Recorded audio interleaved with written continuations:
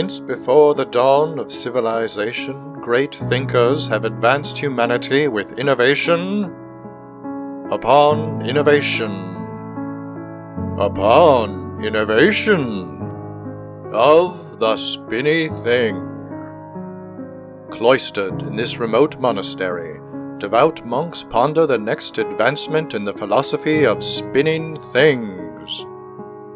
Today they rush to greet their master, now returning from a months-long spirit quest, bringing the next stage of human enlightenment.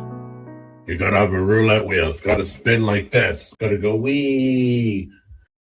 Oh, the message is well received. Wee.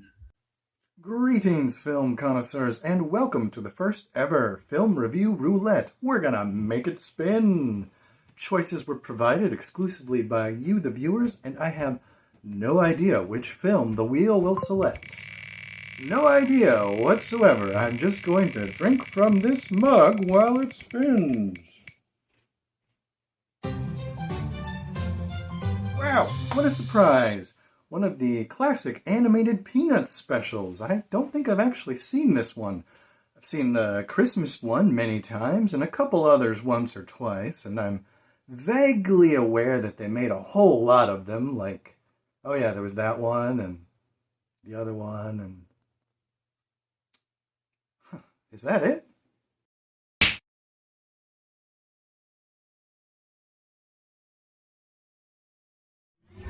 I'll get to the review in a minute, but first, here's a brief layman's explanation of Peanuts for any viewers that grew up in a time or place where Peanuts was not a featured comic in every newspaper. Peanuts, written by Charles Schulz, was an extremely popular decades-running influential comic strip which has been adapted into many animated short films.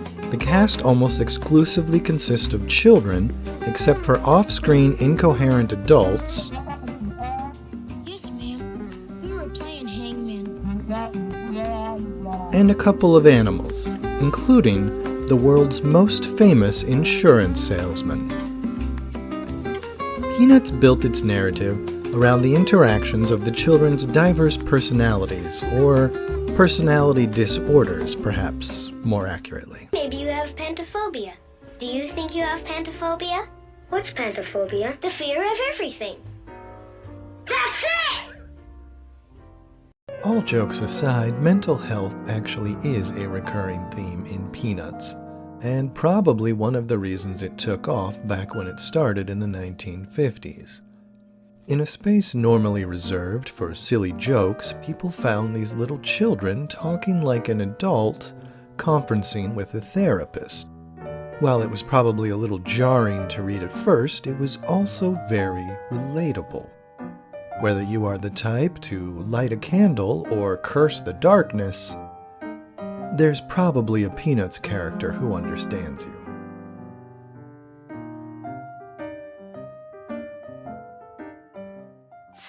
It's the Great Pumpkin, Charlie Brown, first aired nearly 60 years ago. The animation isn't groundbreaking by any means, but it has its own unique old-school appeal, and personally, I was hooked by the creepy shenanigans in the introduction. The Peanuts shorts also feature a characteristic gentle jazzy background music by Vince Guaraldi that I probably can't play without permission. But if you've ever taken piano lessons in the United States, you've probably seen the sheet music. It sets a very charming mood, and it is a charming short little film. I think the only reason it doesn't get played as much as the Christmas special is probably because Christmas is a more widely popular holiday. As for the plot, well, the characters act according to their typical, sometimes eccentric behaviors while engaging in standard Halloween activities like dressing up, trick-or-treating, and of course, drawing jack-o'-lantern ideas on the back of the head of a bald child. And sure, it does give in to that typical cartoon pet trope of having the dog imagine himself as a World War I fighter pilot shot down by the Red Baron over enemy lines. But I'd like to think Peanuts were the first to do this. It's a thing, right? Finally, we need to talk about the cult of the titular Great Pumpkin. Linus is a classic target for fringe religious movements. He's smart, philosophical even, often pondering deep thoughts, but he's also very, very immature. It's not clear how he came to believe in the Great Pumpkin, but it is clear no one else does. We are obviously separated by denominational differences. And while the myth of the Great Pumpkin is essentially just Santa or the Easter Bunny in Halloween dressings, Tonight, the Great Pumpkin rises out of the pumpkin patch.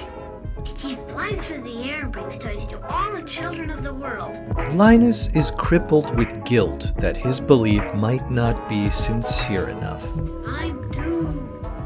One little flip like that can cause the Great Pumpkin to pass you by. If you are like many people in my generation who grew up in a conservative religion and left it in adulthood, this story arc hits differently when watching as an adult. I find myself wishing I could take him aside and coach him into easing his anxiety by understanding that life doesn't reward you for perfect beliefs because perfect beliefs are impossible. And anyway, people care a lot more about just how you treat them. You just feel so much empathy for this child because if you grew up going to church, you may have been this child.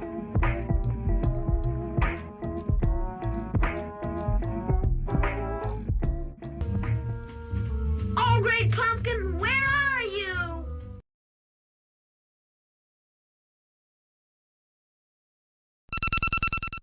Well, any one of these pumpkins may be great for carving silly Halloween faces. Could any one of them be the Great Pumpkin? This intorter has his doubts. My top-notch team of researchers at the No Flimflam Flimflam Fall Forensic Files have led me to this remote pumpkin patch that features tiny decorative pumpkins, and while absolutely adorable and the perfect autumnal decor for any home to get in season, would any of these qualify as the Great Pumpkin? If they do, they're not saying anything.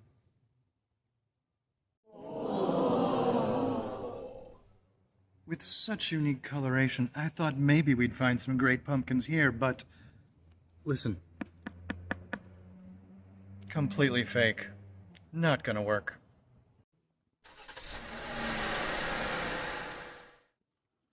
Sources tell me that this publicly prevailable private patch may contain some good pumpkins, perhaps even some very good pumpkins. But does it have any great pumpkins? And for that matter, should we find the Great Pumpkin, how would I, a mere mortal, understand when I'm basking in its ethereal glory?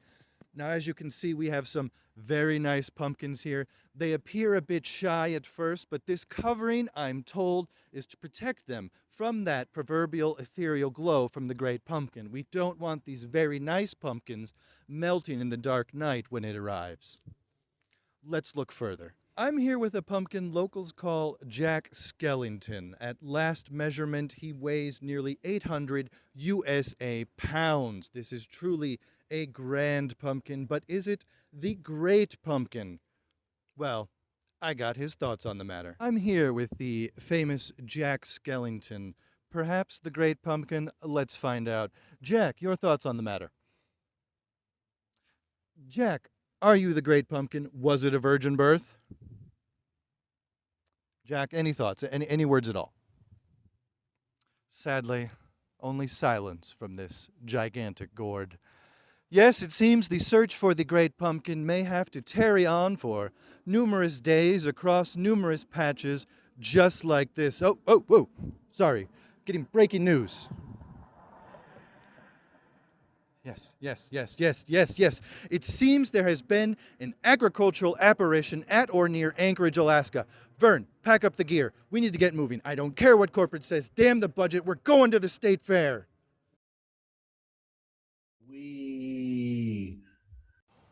Over there? No.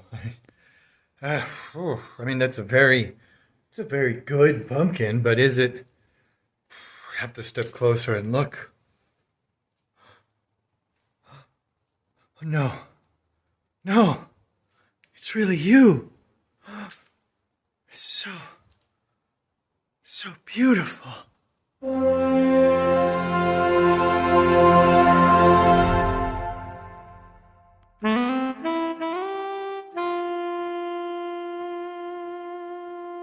Sources tell me that American football, long a staple of the autumn sports schedule, is a regular feature of the Peanuts comic, and my creative partner, Vern, has offered to help me learn how to kick the football. This is so exciting. I'm very thrilled, and let me remind you while I boot this ball to subscribe to the channel, as it'll help you remember when the next Film Review Roulette show is on the air, and it'll help us have the energy we need to keep making these. All right, Vern, you ready?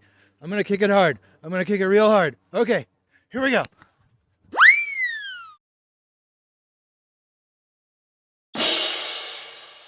We are still accepting recommendations for autumn and Halloween-themed films for the month of October.